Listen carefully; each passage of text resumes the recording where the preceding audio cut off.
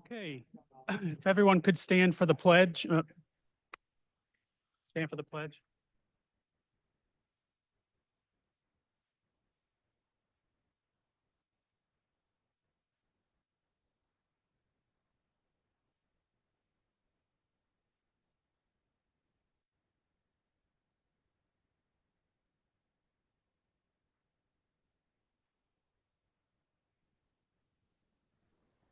Okay, I would like to make a motion to move into executive session for the purpose of reviewing 5 personnel matters with no action to follow. Do I have a second? Josh, any questions?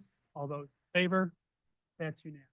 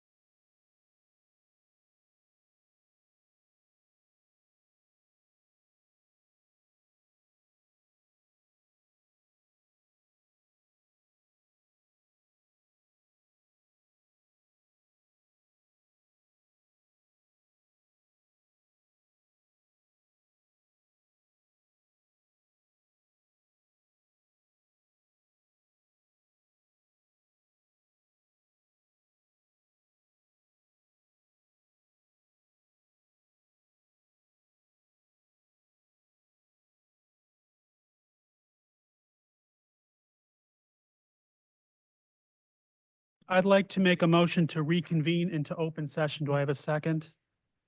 Mark, any objections? All those in favor? That is unanimous. Okay. We already did the pledge when we started our meeting, so I'm going to move into the moment of silence. I'd like to observe a moment of silence for the following individuals.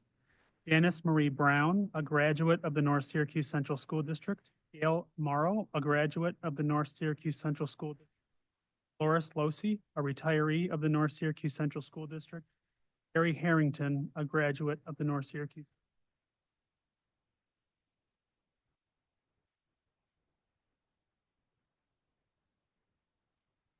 Thank you. Our first presentation this evening is a proclamation for our office personnel. Throughout history, office personnel has had an impact on the district's students and community. They work for the well-being, welfare, and future of our children. This awesome responsibility is accepted with commitment, dedication, and even love. Because of the complexity and diversity of their role, they must be flexible, resourceful, positive, and patient. The office personnel of the North Syracuse Central School District are professionals of the highest caliber who have dedicated themselves to the ideals of their profession. Students, parents, administrators, and community members recognize, applaud, and appreciate their efforts to ensure students receive a quality education. To honor the office personnel of the North Syracuse Central School District and their accomplishments and efforts on behalf of our community's most valuable resource, our children, I'm Michael Maurizio, President of the Board of Education of the North Syracuse Central School District. On behalf of the board, express our deepest gratitude and hereby declare April 23rd, 2025 as Office Personnel Appreciation Day to be celebrated with appropriate educational activities. Do I have a motion to approve that proclamation? Paul and Josh, any questions or comments? All those in favor? That is unanimous. I want to thank all of our office personnel for that.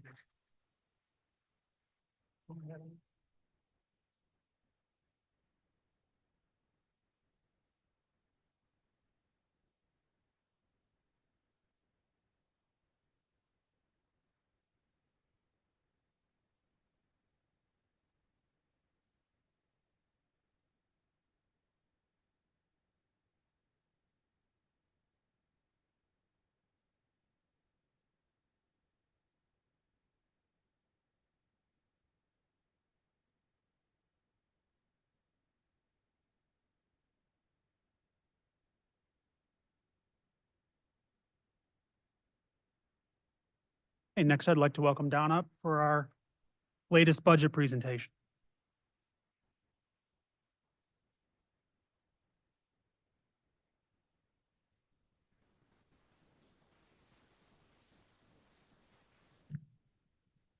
Well, good evening. Tonight, you'll notice this is many of the same slides you've seen. So if it's okay with the board, I think I'm going to hit the highlights of the most significant changes. I'm happy to report that we have a strategy for balancing the budget, and I'm going to talk about that tonight. So without further ado, I jump right to just a reminder on why this has been such a challenging budget for those folks at home. You folks have lived this, but this has been a challenging year for us. We've had several years of inflation that have been above the 2% that we're allowed to pass on to the taxpayers. We're struggling with the loss of CRSA and ARP funding. And I just want to remind people that that funding was significant. The CRSA funding was $7.3 million. The ARP funding was $11.5 million, respectively, spent over a period of time from 20 to 24. So it's a significant loss of funding. And then obviously we've been disappointed with the amount of foundation aid we received. You know, all three of those factors have just put a lot of pressure on us financially. And then I'd be remiss if I didn't mention that, and I'll mention this again later, that we are concerned about the situation with the federal funding. We received $10 million of funding from the federal government. This budget does not reflect any consideration relative to that federal funding. So we just need to keep that in mind as we work through future budgets. I wanted to, no changes in the tax levy, same numbers we've been talking to folks about. I want to talk about the strategies that we're going to use to balance the budget. As we've mentioned, we have spent a lot of money with ARP and CURSA funding. We are eliminating any expenditures associated with ARP and CURSA. We just don't have the funding, and we can't afford to support those expenditures. So that's strategy number one. Strategy number two is we're eliminating approximately 38 positions. 35 of those positions are open due to retirements and resignations. There are 3 nursing positions that will be laid off. Those nursing positions were hired in connection with COVID and paid for with COVID relief funding. We are going to reduce our budgets for healthcare for the following reasons. In most recent contract negotiations, our employees agreed to increase the contributions for healthcare. We've done the math on that, and we've factored that into this budget so that we can reduce those our healthcare expense by the amount of those additional contributions. We've put out some RFPs, and we've got some initial indication that we'll see another reduction in our prescription drug costs that'll allow for some savings. And finally, for the last several years, we've done the best we can to put accurate budgets together for healthcare. We use an independent consultant to do that. And we found that our budgets have been a little bit conservative, and so we're going to lower the budget for our healthcare. One implication for that is that it'll be less likely for us to create fund balance as a result of spending less on healthcare. But having said that, we think that we want to have the most accurate numbers in the budget possible. So healthcare is a component. And then finally, although we're not able to close this deficit with expense reduction, we're going to use $2 million from our ERS and TRS reserves to close the gap. And so that's our strategy for a balanced budget. We'll hope that next year we'll have better stated increases and more retirements and lower inflation. But that's the crux of how we're going to balance the budget for this year. I know there's a lot of numbers here, but I want to just point out, so we're looking at a $224 million budget. It's about an $11.8 million increase, or 5.59%. I want to point out, though, that a significant amount of that increase is our increase in debt service, $4.9 million, almost $5 million. And that's because we have so many capital projects underway. And as a result of that, we've got additional debt that we have to cover. The good news is that that debt is substantially covered with increases in building aid. So if you look at just the operating costs of the district, and you take that debt service out, instead of having a 5.59% increase, we have a 3.4% increase in our operating costs. And that's pretty impressive, given the fact that our employees' contracts contemplate a 4.25% increase in salaries, and we've been dealing with such significant inflation. So I just wanted to point that out to the board. I think it's also important that we take a quick look at our reserves. So we've worked hard as a district to build up our reserves. And I want to remind folks that, reserves, that sounds like a piggy bank of extra money. Well, in fact, it really isn't. When we look at our tax certiorari reserve, I want to just walk through this quickly. Our tax certiorari reserve is for all of the taxpayers who have contested their assessment and ultimately their school taxes. And so we work with our attorneys, and they look at all of the open cases, and that dollar amount that's in the tax certiorari reserve represents all the open cases. We hope to be able to settle them for less, but we might not be able to. That's a real liability. The same thing with workman's compensation. We're a people-based business. We've got a lot of people and many people that have been injured on the job. I like to say this is a very safe work environment, but even in the safest work environment, people do get hurt. And so we need to make sure that those injuries and the costs of those injuries are properly reserved. And we have an independent person that evaluates those costs, and that's what's established in the workman's compensation reserve. when you look, I'm going to drop down to the employee benefit, another larger reserve, the employee benefit liability reserve. Many of our employees, when they leave, they'll be able to cash out of their sick time, for example, if they've not used it. And so we've accrued for those employee benefits that our employees are entitled to. And so that reserve is specifically calculated. But having said that, these reserves are finite amounts of money, and we can't think of them as they're always available to subsidize our budget. And so, for example, we built up our capital reserve for capital projects, but we are doing the Structured for Success project. So $3 million of that reserve was used for Structured for Success, or will be used. The ERS reserve, the reason we have an ERS and a TRS reserve is that although both of ERS and TRS do an amazing job managing the liability for our employees' pensions, and when we're charged annually to fulfill that liability, those reserves are substantially fully funded. But in years where, like, for example, we're experiencing some pretty volatile market conditions in the market, remember, all those retirement funds are invested in the market by the ERS and the TRS. And to the extent that the market doesn't do very well, we could see a large increase in our contribution rate.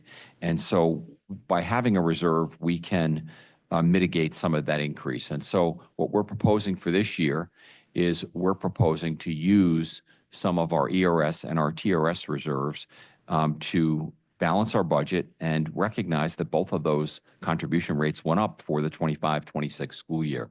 So to refresh everybody's memory, we used $1 million of the ERS reserve in 24-25, and we're going to use $1 million, or we're proposing to use $1 million for 25-26.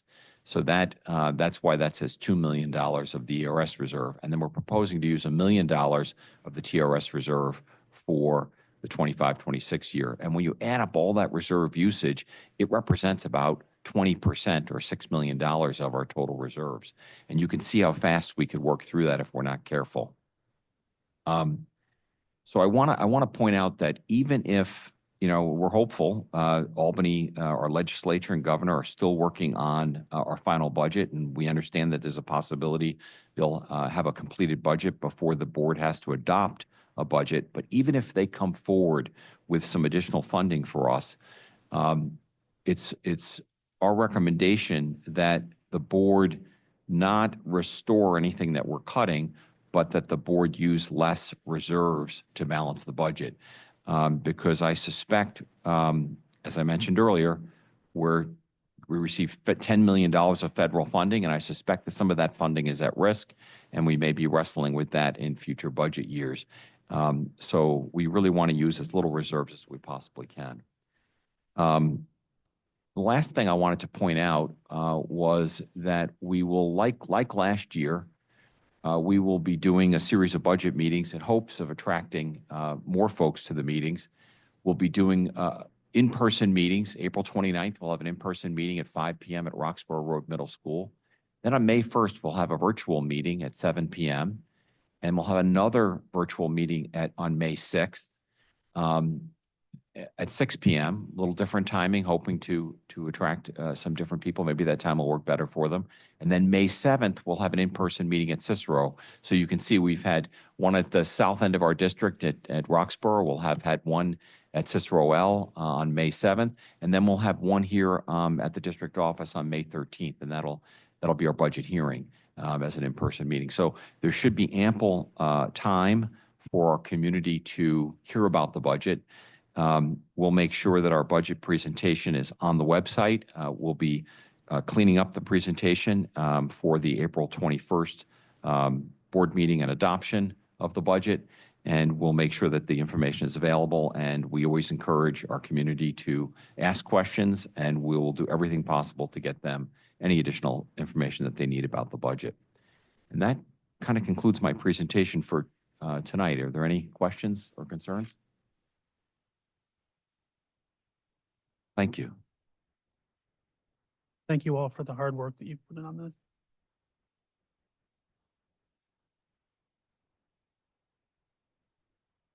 Okay, we have no comments from the audience this evening. Committee reports, Mr. Thorne, do we have anything?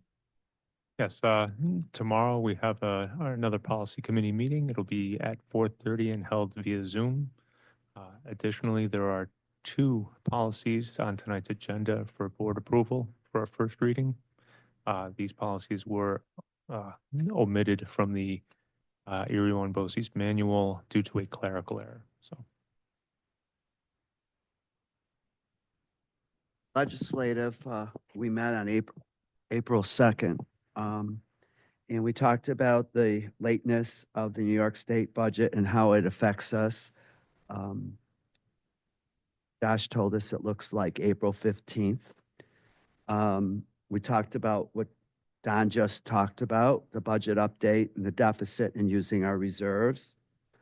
But the two people that I thought did a great job at our meeting were Jill and Jill talked about the voting process. Josh informed the committee that you can register. And then when you turn 18, you can vote. Registration is every day, 8 to 4 here at the district office. But Lori Cook is the other person doing the communication of our budget vote. Don just went over all of the meetings, virtual and in person, and they're in different places of the district. So you get to they have different people along with the annual meeting that you will have. Many of the events, music, sports are all going to be informed about the budget. So the communication is going to be out there. But again, I can't say enough to Assembly Sturpey, Pam Hunter, Senator Chris Ryan, and even Congressman Mannion of all the work they have done for us and for this budget. And that's it. Dr. Ward? Thank you, Mike. I just wanted to take a minute to thank our nurses who have been through a couple of really traumatic instances in our district over the past week or so, one in our district and one not in our district. But we're looking into honoring them at our next board meeting for their heroics with some of our employees who were not feeling well, and also off campus helping another student in another district. So that's something that we're going to honor them hopefully next time. And I just wanted to let you all know that. Thank you. Board comments? Oh,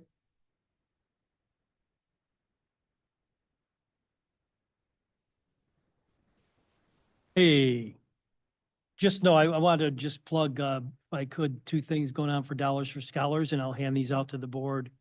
Later, I'm not taking this away from you, am I? That if you need to eat and you're hanging around Thursday, some of the proceeds to dinners that you purchase at Tully's here on Route 11 a percentage would go to Dollars for Scholars. They also have information on their June 8th golf tournament that I want to give to the board in case they want to put together teams or sponsor or whatever. And we can talk about, we sponsored a hole last year, the board did. I'd be interested in doing that Like to do again that with again. whoever wants Yeah. to do that, so. I'll, it's probably on here, but I don't know. I think, $200, there it is right there. I can't do the math, but I didn't know there was gonna be math tonight when I agreed to come here.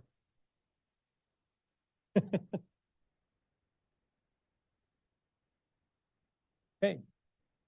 I'll pass these, I'll get these around to everybody and I thank you. okay, thank you, Josh. Yeah, I have a couple things.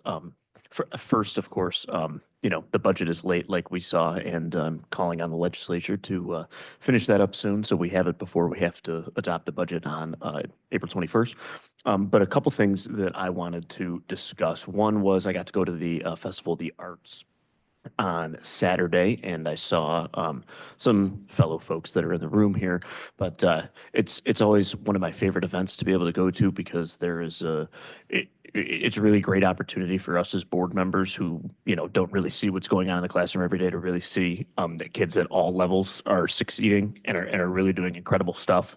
Don and I were joking actually before the meeting started that there were third and fourth graders who had more artistic ability than the two of us did. So, you know, I encourage everybody, if you weren't able to attend, you know, try to go next year because it really is a great event. And the other thing is I was able to join Bob and Dr. Ward and Mark. We did a tour of BOCES a couple of weeks ago, and I think that they are doing great work over there as far as different ways that we can look at how to achieve a high school diploma. And, you know, I think that we had some very good conversations about ways that, you know, blending different curriculums across subject areas. And I think that that's something that the district should continue to be looking into as we move forward. So thank you, Bob, for setting that up. And thank you, Dr. Ward, for being open to some of these more innovative ways of exploring high school diplomas. On a lighter note, I'd like to report out that while I've been on leave and I've been outside with my dog, bus, I think it was 407, I said I was going to remember it. The bus driver, actually, he's enamored with my dog, and I totally get it. But he stopped and had doggy biscuits for him and fed him biscuits. Anyways, I just thought that was really cool. All right, good. I'm gonna hop in there if I can. Am I good to go? Okay. I thank you for letting me speak, Mr. President. A week ago, I attended a kind of a workshop seminar. It was put on, it was hosted, excuse me, by Dr. Daniel Reidenberg. He's an internationally recognized expert in suicide prevention. Over it, he talked about, you know, different protocols, different types of procedures that schools should have in place. It was very informative. I sent a handout to the entire board summarizing the whole meeting. If you haven't got a chance to read that, it's really informative. There are some things that our district can look at and some things that I wasn't aware of. And one thing that it really came out of it that I was particularly interested in is that our crisis team should always be reevaluated quarterly to make sure we're up on what we need to know and what we need to be doing for our community, our students, and everybody, all the other stakeholders. As you know, we have had a string of tragedies these past few years, and it's time that we focus on being reactive than proactive. And if anybody's interested, I do have the video, the full video and the slide deck from the presentation. So if you'd like, just reach out to me and I can share it with you guys. Thank you, Xavier.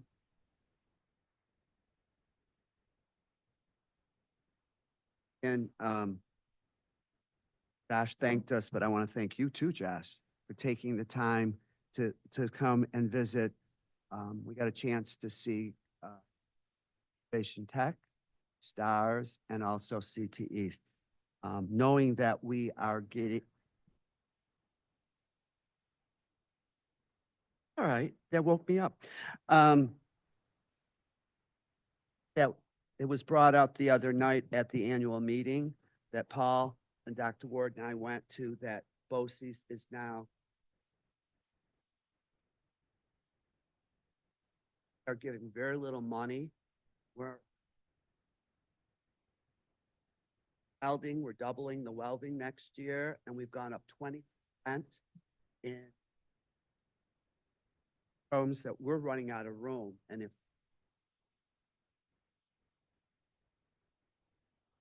a capital project is coming, we'll probably talk about it Thursday night, and all school districts, all 23 school districts have to have a vote on that.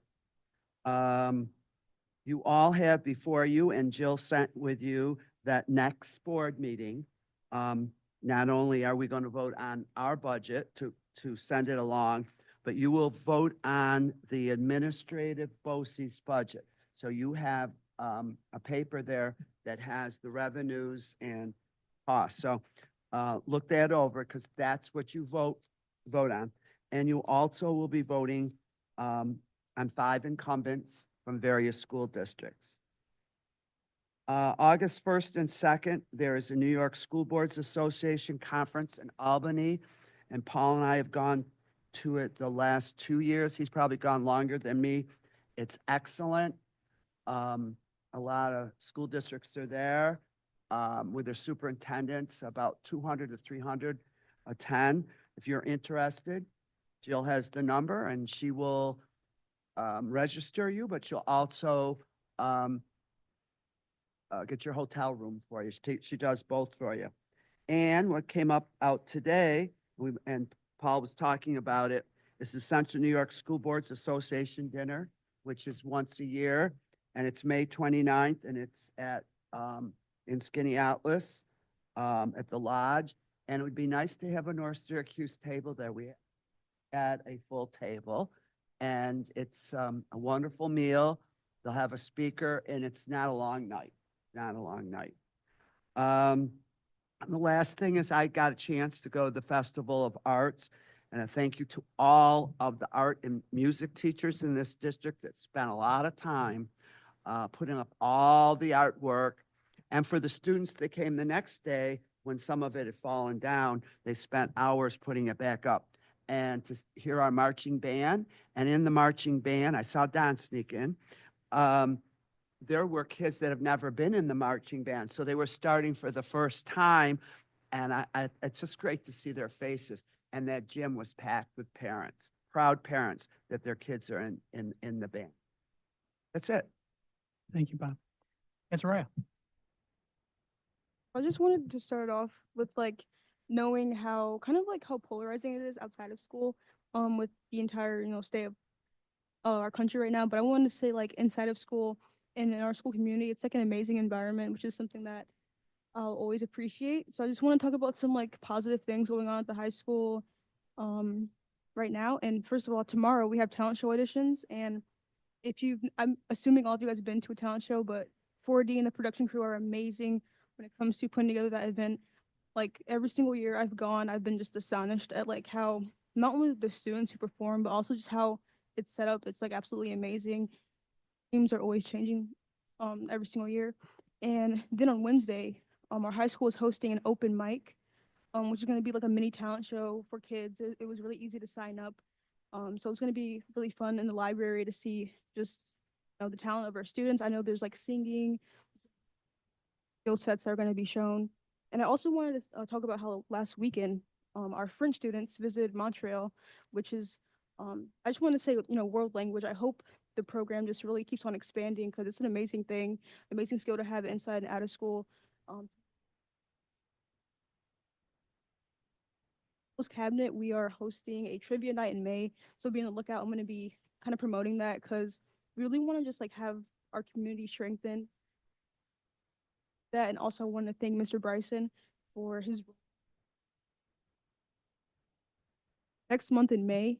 The Human Rights Club, we're starting our campaign called Battle Burnout. It's going to be just kind of like, in May, it's really busy with AP exams. Everyone's kind of like, just like chugging along, trying to get through the rest of the year. So we're going to be trying to find a way to also incorporate how, the Mental Health Awareness Month in May, and kind of just like how we hope our students continue, just kind of cope with everything. About it. Thank you. Into some routine action items. Do I have a motion to approve the minutes from March 24th, 2025? Josh and Amanda, any questions or comments? I'll group be together. Do I have a motion to approve the consideration and classification of Josh and Paul? Any questions or comments? All those in favor? It's unanimous. Thank you. Declaration of marketable and non-marketable surplus. Do I have a motion to accept that as presented? Mark and Josh, any questions or comments? All those in favor? That is acknowledgement of the business office reports from November of 2024. Do I have a recommendation to acknowledge those reports? Paul and Beth, any questions or comments? All those. Discussion action items. I have a Motion to approve the contract between the North Syracuse Central School District and Teamsters Local 317 of the International Brotherhood of Teamsters for a period of July 1, 2024 to June 30th, 2028. I believe it. Beth, any questions or comments? That is unanimous.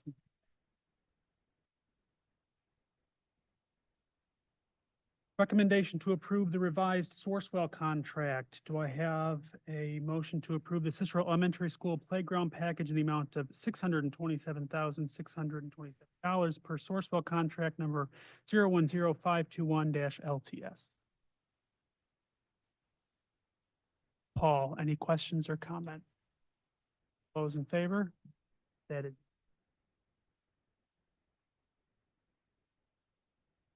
Award the utilization study contract to Deb Ayers. Beth and Mr. Crabtree, any questions or comments? All those in favor? I will group D and E together. They are the first readings for policies 7410 for extracurricular activities and 7420 sports in the athletic program. Do I have a motion to policies? Mr. Thorne and Josh, any questions or comments? Those in favor? That is unanimous. Before we take personnel reports, I have a couple of retirements to acknowledge this evening. Harold Bitts is a bus driver who's retiring with 20.1 years of service. Eddie Pinero is a motor equipment operator who's retiring with 26.4 years of service. And John Carilla is retiring with 26.5 years of service. So we wish all of them a long, healthy, and happy retirement. And John, I'd be remiss if I didn't, thank you for all of your work that you've done for us. You've been a leader and a force in this district and this community, very long time. And we all owe you a great deal of gratitude. And I know I'll miss working with you, and I wish you all the best on your next chapter. So Thank you, gentlemen.